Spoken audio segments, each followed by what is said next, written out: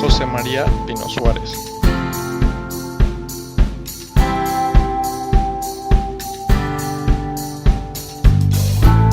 Se podría pensar que en la Revolución Mexicana solo participaron caudillos, gente de clase alta o militar. Sin embargo, en el caso de José María Pino Suárez, no fue así. Fue un hombre que vivió apartado de las guerrillas de una revolución naciente, que el destino lo llevó a grabar su nombre en la historia de nuestro país. Nacido en Tenosique, Tabasco, el 8 de septiembre de 1869, siendo sus padres don José María Pino y doña Baltasara Suárez. Ingresó en el Colegio de San Ildefonso, en donde comenzó a realizar sus primeros ensayos de poeta y a manifestar aspiraciones por el bien común. Entre 1890 y 1894 publicó diversos artículos para diferentes diarios, entre los cuales uno era liderado por el literato don Manuel Sales Cepeda. En el año de 1896 contrajo nupcias con la señorita María Cámara Vales, miembro de una distinguida familia militar. Después de negocios fallidos, decidió usar gran parte del fondo familiar en la fundación del diario El Peninsular, que surgió el 17 de marzo de 1904. Finalmente, el 12 de septiembre de 1894, logró concluir sus estudios universitarios, graduándose como licenciado en Derecho. Después entró en una sociedad con Raimundo Cámara en un rancho llamado Poliuc, teniendo fe en que fuera un éxito.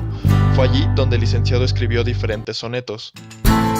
Tiempo después, el diario El Peninsular tuvo gran éxito, pero económicamente fue un fracaso y el licenciado Pino Suárez tuvo que suspender su publicación en 1906.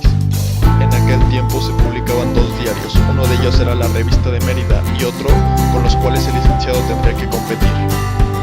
Finalmente, en 1907 decidió ejercer su profesión después de un largo tiempo. El licenciado Pino Suárez siempre fue partidario de Madero, encontrándose en junio de 1909 en Yucatán, fundando el Partido Nacional Antirreeleccionista.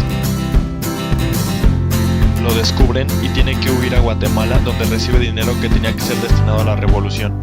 Transcurría el año de 1908 cuando el licenciado decidió publicar su libro llamado Procelarias, siendo este partido quien postulara a Pino Suárez como gobernador al estado en oposición a don Enrique Muñoz Aristegui.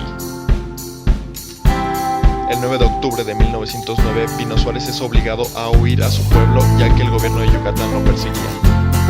Formó parte de las Conferencias de la Paz y firma el funesto Tratado de Ciudad Juárez el 21 de marzo de 1911. De ahí, parte a Estados Unidos para enviar una expedición a Campeche, siendo llamado a la frontera del país. El licenciado Pino Suárez formó parte del gabinete provisional de Madero como secretario de Justicia.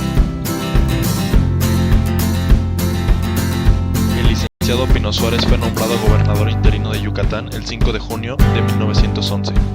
Mientras que Madero ganaba terreno durante la revolución,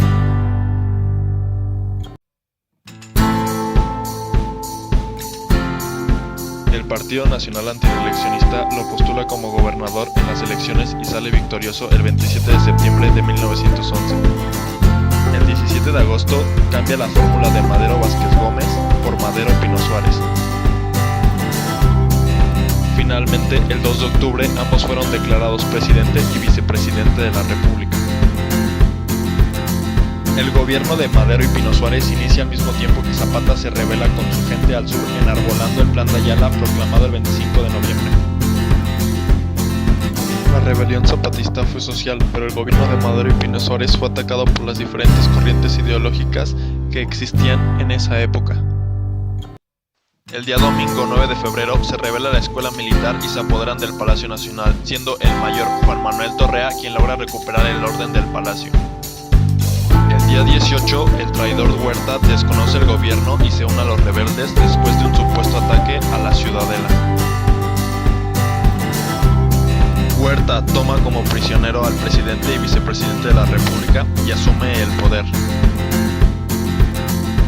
El vicepresidente fue encerrado en uno de los garitones de la puerta central del palacio, en donde estuvo prisionero con el presidente y el general Felipe Ángeles. Obligados por la terrible realidad, los señores Madero y Pino Suárez respectivamente renuncian a sus altos cargos el día 19. Después de planear su salida hacia Cuba, son traicionados de nuevo el presidente y vicepresidente y son sacados de su prisión el día 22, donde son llevados a las espaldas de la penitenciaría, donde son asesinados a balazos, siendo un cabo llamado Rafael Pimienta el verdugo de José María Pino Suárez.